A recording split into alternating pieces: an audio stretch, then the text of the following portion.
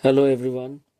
Today Mr. Sobjani has come to you with a video on the India-Australia Test Series, and we will be going over each and every player, and we will be discussing about how BCCI is completely destroying the Indian Test squad thanks to their complete incompetence. So we are going to go ahead and analyze the team, and we will be discussing about how probably the richest body in the world, it's completely destroying the Indian test team.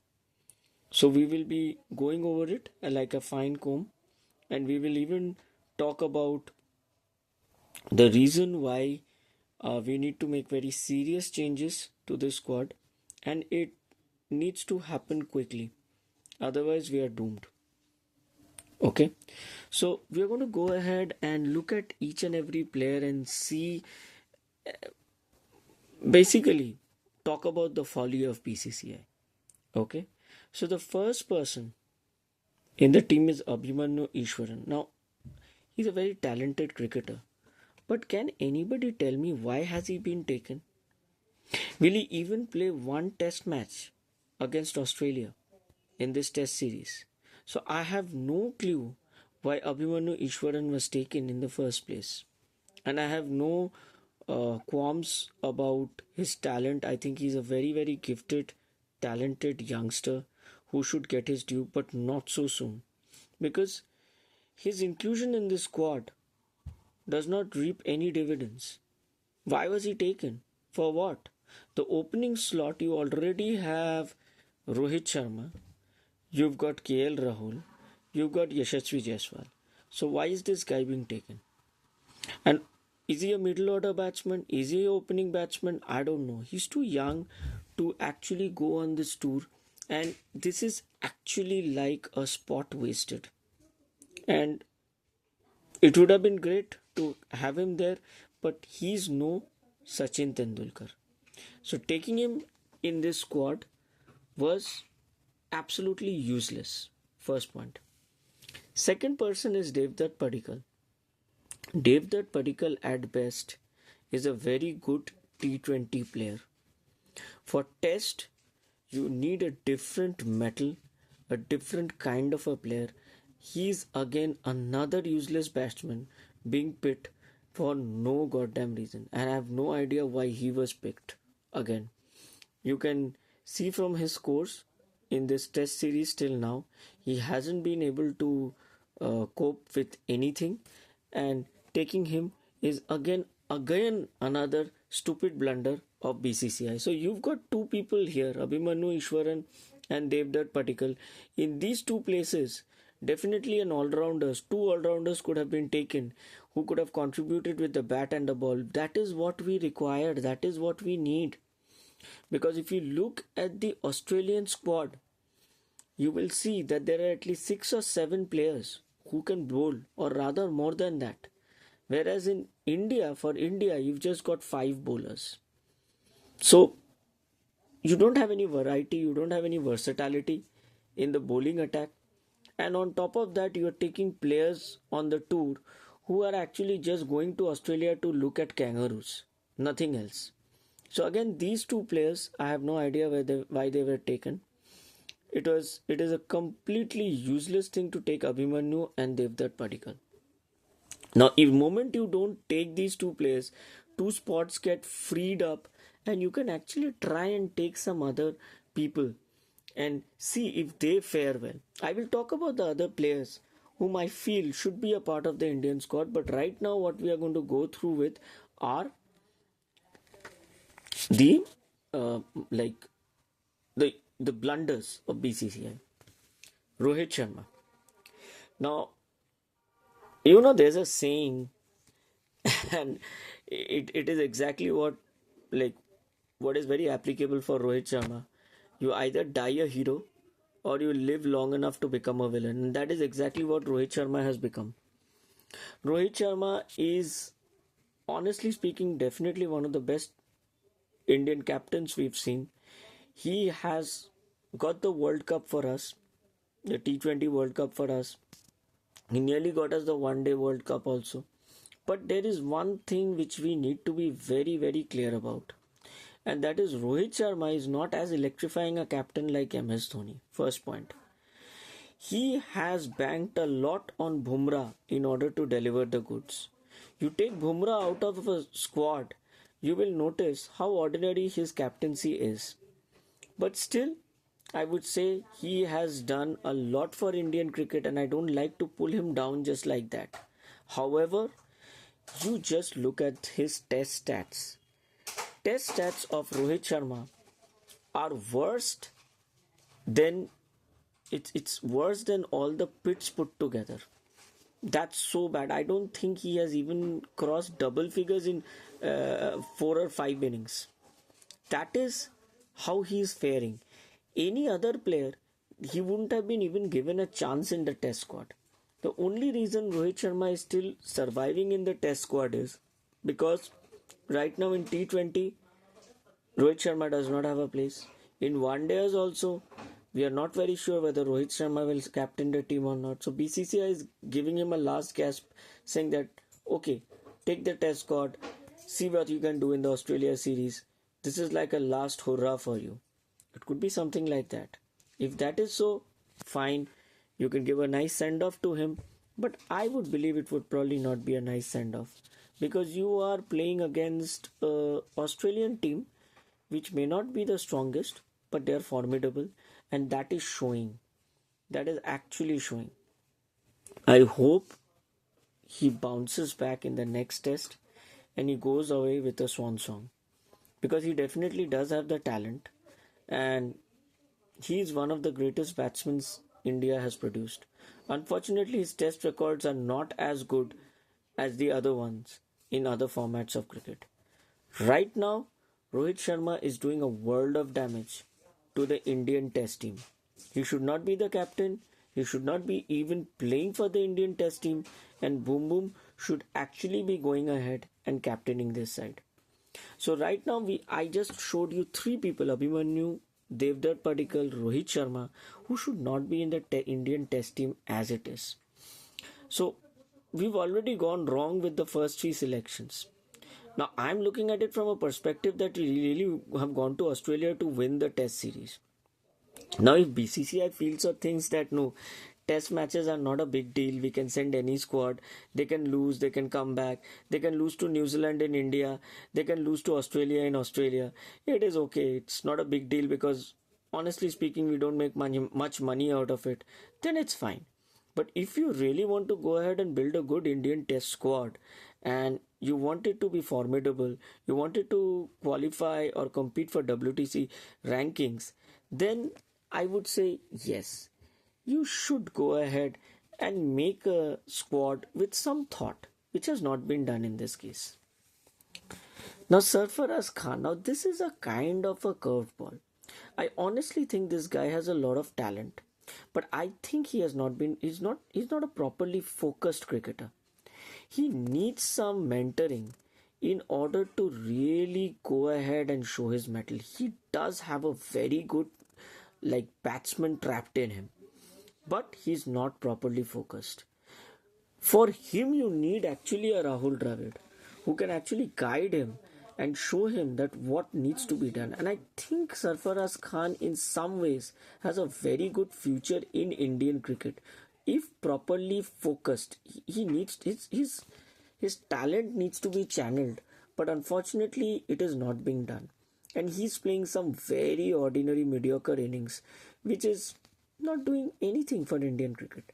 But we saw his fighting spirit in the New Zealand tour where he played a couple of good knocks. So I am on the fence with Sarfaraz Khan. I would say that he's a youngster who should be given some time, some effort, and some opportunities. And I think he will do well. Shubman Gill.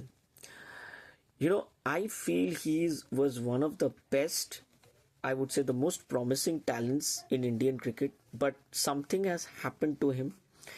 Maybe too much of, you know, maybe there's an ego or arrogance, something which has caught up with him. He he feels he's probably one of the greatest batsmen in Indian cricket right now. Well, he needs to understand that he hasn't done much yet. He has gone through three or four very good spells of form where he has performed very well. Overseas also and in Indian cricket also. And after that, his career has nosedived. I don't know what happened to him, whether the very fact that he's doing too many ads, he's right now in a lot of good, like he's got a good contracts, got a lot of money. He really doesn't need Indian cricket to survive. Is it something like that, Mr. Shubman Gill? Now he needs to decide whether he can actually dig into his resources and bring out that Shubman Gill which played those brilliant knocks in Gaba and knocked the Australians out in their home turf? Or would he like to go ahead as this happy prince who once delivered but right now is a pale shadow of his former self? Currently, he is not what he is, what he was. He needs to concentrate on his cricket. He needs to get back to cricket because he needs to understand one thing. See, cricket is a game. It will only treat you well if you respect it, if you give it that degree of respect. And you see, Rahul Dravid, Sachin Tendulkar, Saurav Ganguly, Anil Kumble, these people used to respect cricket. The fact that they respected cricket was the reason why cricket gave so much back to them. Now, if the recent crop of youngsters, honestly speaking, with so much of lucrative IPL contracts in their bag, they really don't care anymore. I earn a crore a day or two in a day or two. Why do I need to care about whether I defeat Australia in Sydney or in Perth or in Adelaide? It's something like that. Give me a minute. I'll just go ahead and get back on track again. Okay.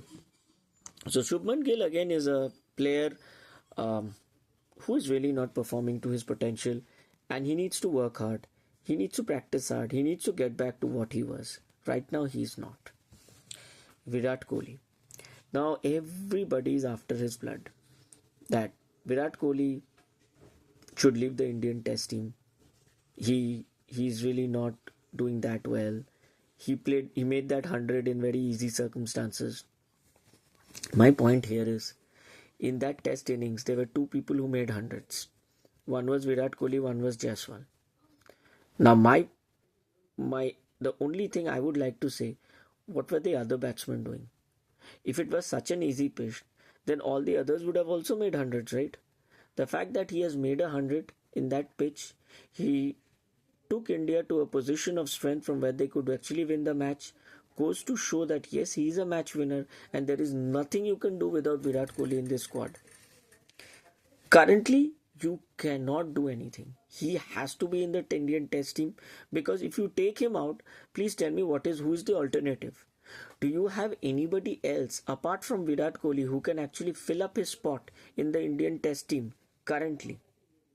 I think not. So, when you have a situation like that, talking like total bozos and saying that, please throw him out, he can't play good cricket, this and that. Listen, you can throw him out, but who else? What now? Who is the next one? Who is going to fill up his spot? I'm sorry to say there is no alternatives. And currently, if you look at the Indian Test team and who have actually delivered good scores and who have a good batting average, currently top of the list is Jaiswal and Virat Kohli and Nitesh Reddy. So there is no way you can take Virat Kohli out right now because we just don't have a suitable alternative for it. Virat Kohli currently needs to just fight Virat Kohli. He is his biggest enemy. As long as if he doesn't understand that, he will keep on playing these kinds of mediocre knocks and getting out cheaply. He again needs a very good mentor. The only person who can help him, I believe in my book, is Mr. Gavaskar. Currently, age is catching up with Virat Kohli. He may be the fittest player on the field, but yes, his eyes still are getting weaker by the day. Now, when your eyes get weaker, what you need to do is you need to make certain adjustments to your technique in order to play at this level. Sachin Tendulkar did it. Dravid did it. All these players did it. There is no way Virat Kohli can't do it, but he needs that guidance and he needs that acceptance that yes, there are certain limitations or constraints to his physical abilities which will be brought forth by age. He needs to understand that, he needs to understand his body, and he needs to make those small changes. And I still feel that there's a lot of cricket left in Virat Kohli, and he should not be left out of the Indian cricket team. He's a much better batsman than, I would say he's probably still the best batsman in the Indian cricket team. There's no one else who's better than him. Cheswal, yes, excellent batsman, promising talent, needs to keep his mouth shut. He needs to concentrate on his cricket and yap less. You know, one of the worst things about Indian cricket right now is they feel that if they can go ahead and respond to Aussie sledging, they are winning a war. Sorry, cricket cannot be won just by words, okay? You just can't go ahead and say something wise repartee or some sort of a wise crack or something, and that is going to fetch you a match from the Aussies. First, concentrate on your batting. I think we have lost that humility in Indian cricket, and that needs to be brought back again. Put your head down and play good cricket rather than saying you're bowling too slow and all that rubbish. Okay, so Jaiswal, I think again he needs to stop like being too attitudinal and simply concentrate on his cricket, because if he does that, he'll get better scores. This is, you might deliver, there might be certain days you are playing very good cricket and you can probably say a few things to the bowler, but there are certain days where you might have a very very bad day. That is the time when you have to behave like Gavaskar or like boycott and put your head down and save the Indian cricket team. And that was what Cheteshwar Pujara was all about, Hanumant Vihari was all about. And I think Jaiswal is not that kind of a batsman. Well and good, we love him for his attacking play, but he needs to stop all this yapping around and all that counter sledging. That will only distract him. Nitish Kumar Reddy is the best find in the Indian cricket team. It's great to get an all-rounder who is really delivering. And I think this is again the tour where we have really got to see him.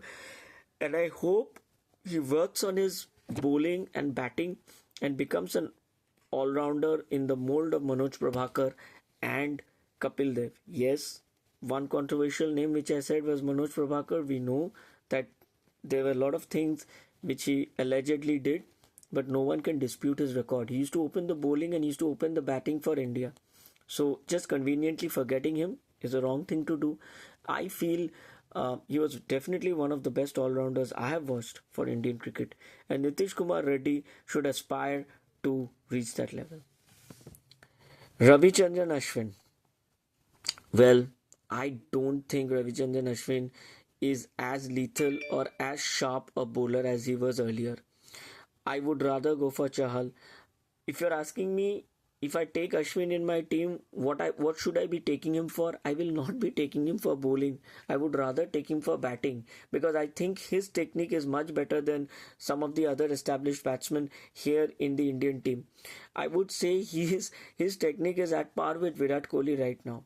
And if he puts his head down, he can actually score more. So if you ask me right now with this squad, I would rather just take Ashwin for his batting rather than his bowling. So he's already come to Australia. There's no way we can do much. He should be just taken for his batting and nothing else. But the problem is, if you don't take him for his bowling, we don't have the spin element, we don't have the surprise factor. But the fact is, Australians have figured him out.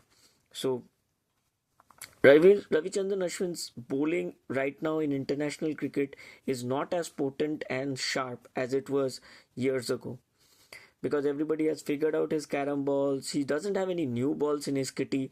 So it's basically a kind of a limited bag of tricks he has in his spin bowling. He is not like Kuldeep Yadav or Chahal, who produce a kind of a magic ball and get a batsman out. So then again, in my squad, I wouldn't take Ashwin. But currently, in the state of affairs as in India is right now in Australia, if there's any way we need to win, he needs to be taken. But he needs to be taken for his batting. It's a strange thing, but if you look at his score in the last match, you will realize that he was one of the top scorers. That is because he's got a good technique, and he could be probably taken for his batting and nothing else. You can't do much because you've taken a complete rubbish squad. So these are the only ways you can experiment. From the next test series, he should not be taken at all. And there is no way I'm disrespecting these people. Listen, I'm not disrespecting Rohit Sharma or Ravichandran Ashwin. They have done so much for Indian cricket. But there comes a time when you understand, when you need to understand that you need to hang up your boots. And that is exactly what needs to be done. They need to understand that, and they need to make way for younger cricketers. Ravindra Jadeja. Now you see, Ravindra Jadeja again is a player who is like a talisman. You don't know when he's going to play, when he's not going to play. But the days he plays, he's just going to be a superman on that very day. Are we going to take a chance with him? The problem with Ravindra Jadeja is he lacks consistency. But that one match he plays, he will do everything. He will field, he will bat, he will bowl, he will demolish the side with his all-round capabilities. The problem is his consistency. Are we sure that he can actually go ahead and deliver right now? Again, he belongs to the old breed and he should be phased out. Just like Ravichandran Ashwin and Rohit Sharma, Ravindra Jadeja has had his journey, and right now he should actually go ahead and retire gracefully.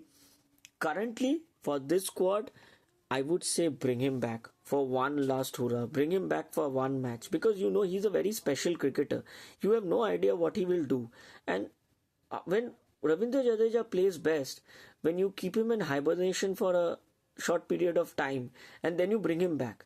When you bring him back, that match he tends to play like a man possessed. So I have a feeling that if Ravindra Jadeja is brought back for the next test, he will really play a damn good, like he will really play well, and he will perform in an all-round way, batting, bowling, everything, fielding. So he's an electrifying fielder. But still, at the very end, I would say that he needs to be phased out. He needs to be taken out, and again, new youngsters, they need to be accommodated in Test cricket. But for the next Test match, again, a wild curveball, I would say Ravindra Jadeja should be there. Washington Sundar. I think he's a very hard-working cricketer, but I still think that he's not at the level, at the international level at which we are playing in. He's very hard-working. He's trying very hard. We appreciate the effort, and the team really, like, the management is reposing a lot of faith on him, that he can actually bat, he can bowl. So that's the reason why they are reposing a lot of faith on him as an all-rounder. But if you ask me, he's a bits and pieces cricketer, and if he delivers, it's great. But what we need from Washington Sundar again is consistency, which is very much lacking. The reason is he's just not at that level. International level, the kind of cricket you need to play, Washington Sundar currently is, I feel it's just falling short. With a little bit more hard work, dedication, and that killer instinct, I think Washington Sundar lacks that. I feel that killer instinct or that aggression. I think he can do very well. Currently, should he be in the Indian team? I think yes. I think Indian cricket team Washington Sundar should be there in the next test. Now this is just from a perspective of the series and not on a long-term basis. I think he should be there.